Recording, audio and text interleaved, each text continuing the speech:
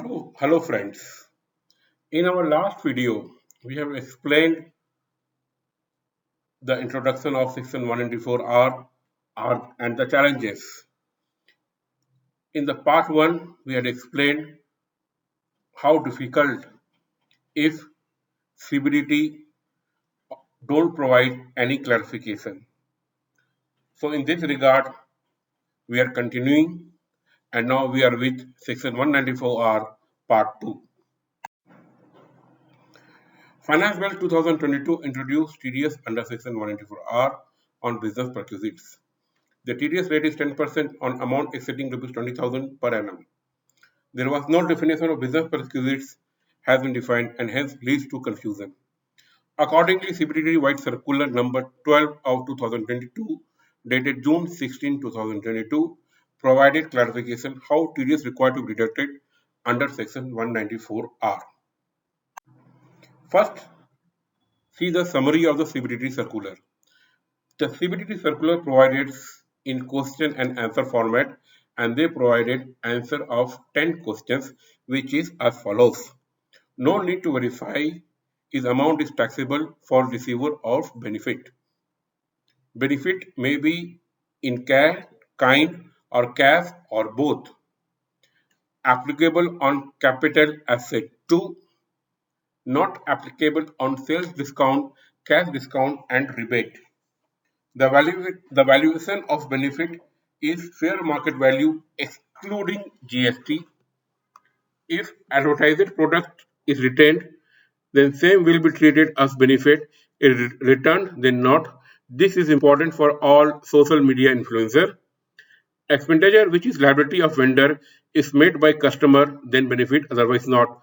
This is the most important part which we will discuss in the next slide. Question number 7 is the most important. Dealer conference with limited purpose is not benefit. Any extension will be termed as benefit.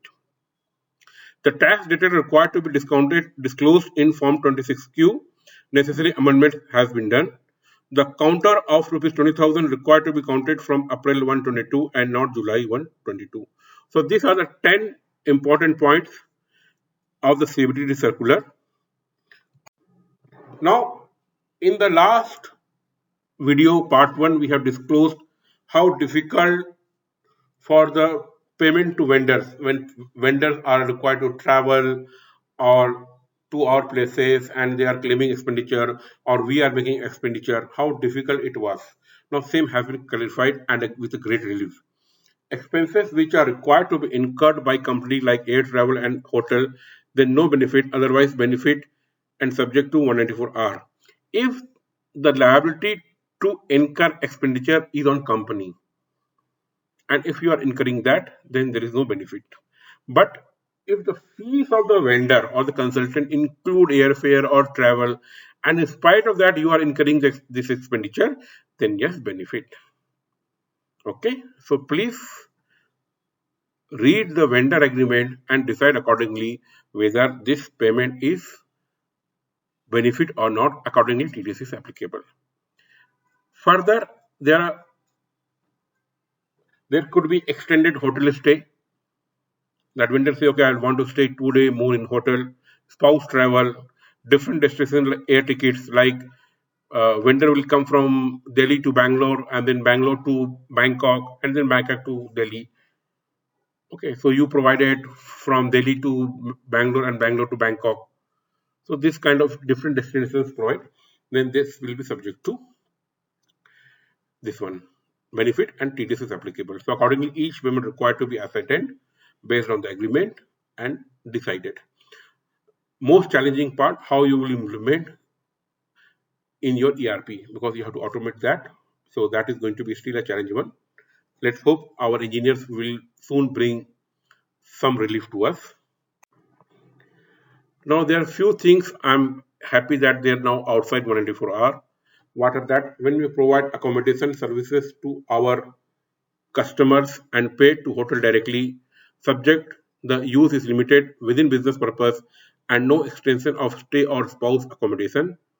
So when customers are coming and going, no problem. This is for business purpose. Liability is on you. As question number 8, answer, you can move on. Our employee were provided direct accommodation by customer, or we get reimbursed for the expenditure, since our customer contact mentions that all such expenditure are not included in our fees and required to be paid separately. Such same is not benefit and hence not subject to TDS.